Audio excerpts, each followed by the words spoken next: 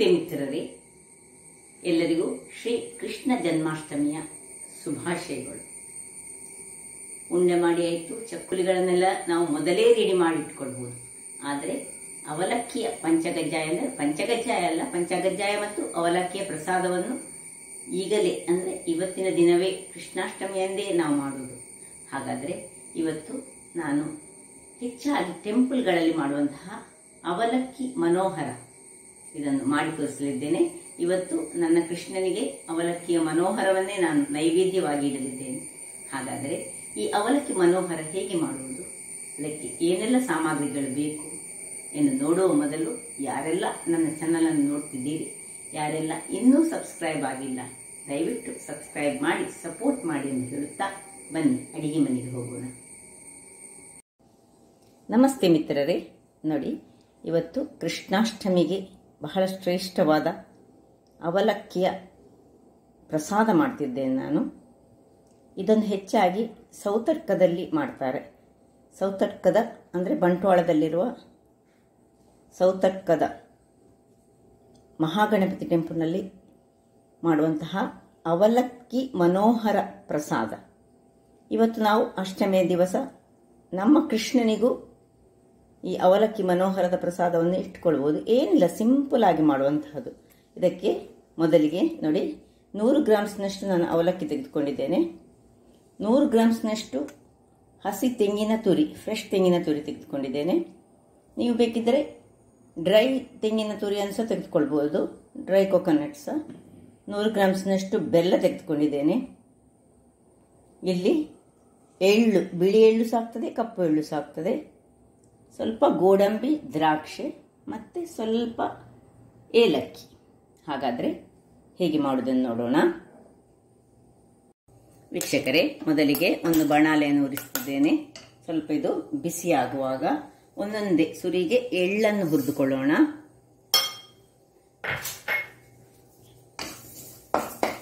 ಎಳ್ಳು ಚಟ್ಪಟ ಆಗುವಾಗ ಇದನ್ನು ತೆಗೆಯುವುದು.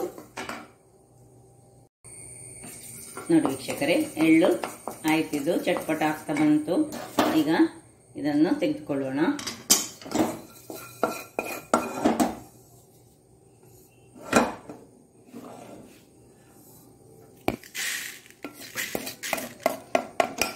ಈಗ ಇದೇ ಬಾಣಲೆಯಲ್ಲಿ ನಾವು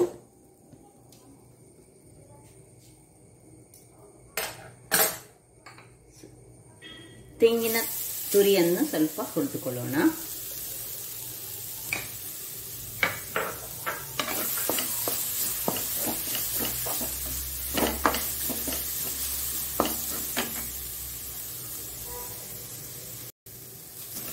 ನೋಡಿ, ಇದನ್ನು ಸ್ವಲ್ಪ ಇದರದ್ದು ನೀರಿನ ಪಶೆ ಹೋಗಬೇಕು, ಅಷ್ಟು ತನಕ ಹುರಿಯೋಣ.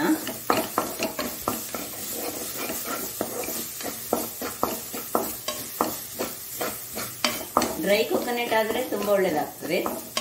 ಫ್ರೆಶ್ ಏನು ತೊಂದರೆ ಇಲ್ಲ. ನೋಡಿ, ಇಷ್ಟಾಗುವಾಗ ಇದನ್ನು ಇನ್ನು ತೆಗೆದುಕೊಳ್ಳೋಣ.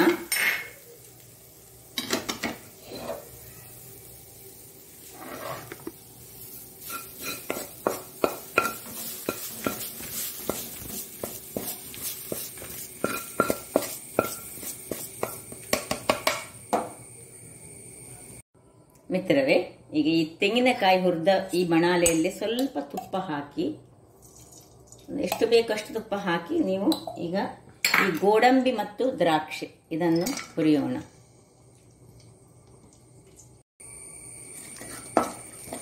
ಸ್ವಲ್ಪ ದ್ರಾಕ್ಷಿ ಉಬ್ಬಿ ಬರಬೇಕು ವೀಕ್ಷಕರೇ.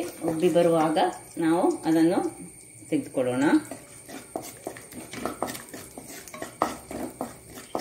ನೋಡಿ, ದ್ರಾಕ್ಷಿ ಉಬ್ಬಿ ಬರ್ತಾ ಉಂಟು.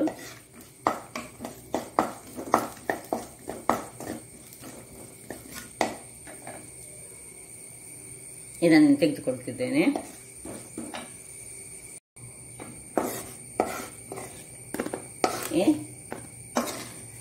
ಈಗ ನಾವು ಇದೇ ಒಂದು ತುಪ್ಪದಲ್ಲಿ ಬೆಲ್ಲವನ್ನು ಸಹ ನಾವು ನೀರು ಮಾಡಿಕೊಳ್ತಾ ಇದ್ದೇವೆ. ನೋಡಿ, ಮೊದಲಿಗೆ ಇದನ್ನು ತೆಗೆದುಕೊಳ್ಳೋಣ. ಉರಿ ಸ್ವಲ್ಪ ಸಣ್ಣದಿರಲಿ, ಇಲ್ಲದೆ ಕರಟಿ ಹೋಗುವ ಚಾನ್ಸಸ್ ಉಂಟು.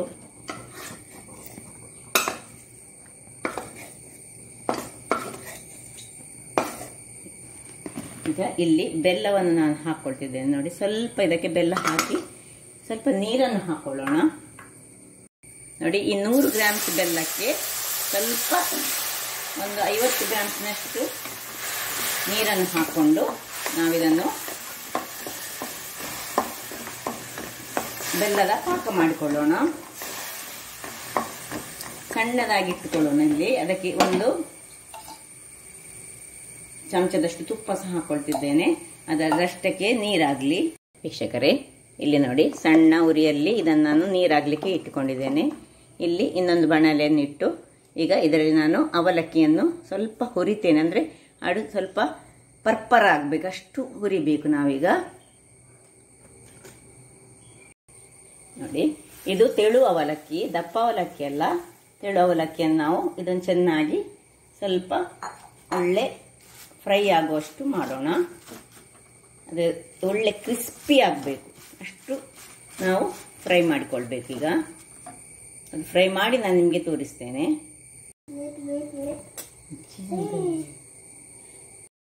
ವೀಕ್ಷಕರೇ ನೋಡಿ, ಇಷ್ಟು ಕ್ರಿಸ್ಪಿ ಆಗುವಾಗ ಇದನ್ನೀಗ ಆಫ್ ಮಾಡಿಕೊಳ್ಳೋಣ. ಈಗ ಸ್ವಲ್ಪ ತಣ್ಣಗಾಗ್ಲಿಕ್ಕೆ ಬಿಡೋಣ. ನೋಡಿ ವೀಕ್ಷಕರೇ, ಇದನ್ನು ನಾನು ಬೇರೆ ಒಂದು ಪಾತ್ರೆಗೆ ಹಾಕಿ ನೋಡಿ ಹೇಗೆ ಪುರ್ಪುರ್ ಆಗ್ತಾ ಉಂಟು. ತಣ್ಣಗೆ ಸಾಗಿದೆ. ಇಲ್ಲಿ ನೋಡಿ, ಇದು ಒಳ್ಳೆ ಪಾಕ ಬರ್ತಾ ಉಂಟು. ಅಂದ್ರೆ ನನಗೆ ತುಂಬಾ ಪಾಕ ಬೇಡ, ಒಂದು ಸಣ್ಣ ಪಾಕ ಸಾಕು. ಹೆಚ್ಚು ಪಾಕ ಆದ್ರೆ ಅದು ಗಟ್ಟಿ ಆಗ್ತದೆ. ಈಗ ಸುರಿಗೆ ಅದು ನೀರಾಗ್ತಾ ಉಂಟು. ತುಪ್ಪ ಸಹ ಹಾಕೊಂಡಿದ್ದೇನೆ ನಾನು ಅದಕ್ಕೆ. ಈಗ ಎಲ್ಲ ನೀರಾದ್ಮೇಲೆ ನನಗೆ ಗಟ್ಟಿ ಪಾಕ ಇದಕ್ಕೆ ಬೇಡ. ಯಾಕೆಂದ್ರೆ ಗಟ್ಟಿ ಪಾಕ ಆದ್ರೆ ನಮ್ಮ ಅವಲಕ್ಕಿ ತುಂಬಾ ಗಟ್ಟಿ ಆಗ್ತದೆ.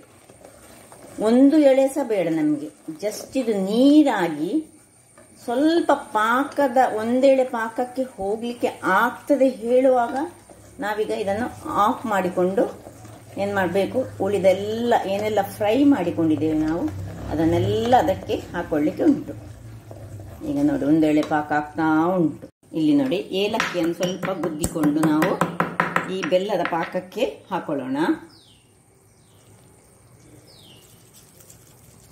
ಇಡೀ ಏಲಕ್ಕಿ ಬೇಡ ನಮಗೆ, ಇದರದ ಪೌಡರ್ ಮಾತ್ರ ಸಾಕು. ನೋಡಿ, ಪೌಡರ್ ಈಗ ನಾನು ಇದಕ್ಕೆ ಹಾಕೊಳ್ತಿದ್ದೇನೆ. ಇನ್ನು ನೋಡಿ, ಇಲ್ಲಿ ಈ ತೆಂಗಿನ ತುರಿ ಎಲ್ಲವನ್ನು ಸಹ ತೆಗೆದುಕೊಂಡು ಇದಕ್ಕೆ ಶಿಫ್ಟ್ ಮಾಡಿಕೊಳ್ಳೋಣ, ಇದಕ್ಕೆ ಹಾಕೊಳ್ಳೋಣ.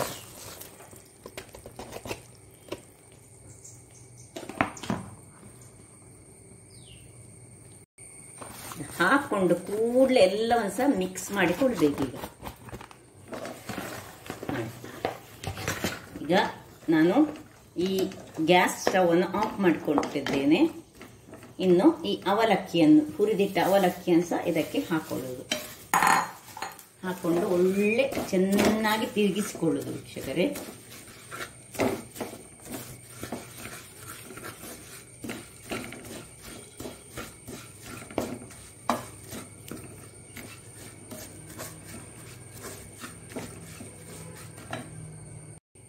ನೋಡಿ ವೀಕ್ಷಕರೇ, ನೋಡಿ ಆಯ್ತು. ಈಗ ಇದರ ಮೇಲೆ 1 ಚಮಚದಷ್ಟು ತುಪ್ಪವನ್ನು ನಾವು ಹಾಕೊಳ್ಳಿಕ್ಕುಂಟು. ಕೊನೆಯದಾಗಿ ಹಾಕೊಳ್ಳುವಂತಹ ತುಪ್ಪ. ಸ್ವಲ್ಪ ಇದರ ಬಿಸಿಯಲ್ಲಿಯೇ ಇದು ಅದರಲ್ಲೇ ಇದು ಆಗಬೇಕು, ಆರಬೇಕು. ಆಯ್ತು, ಇನ್ನು ರೆಡಿ ಆಯ್ತು ಇದು.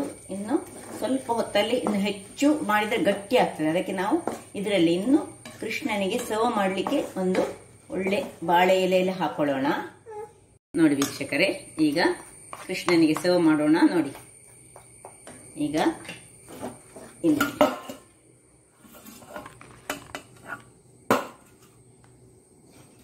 ಎಷ್ಟು ಚೆನ್ನಾಗಿ ಈ ರೀತಿಯಲ್ಲಿ ಮಾಡಿದರೆ ಬಹಳ ರುಚಿಕರವಾಗಿರ್ತದೆ. ಏನಿಲ್ಲ, ಬಹಳ ಸುಲಭ ಇದು.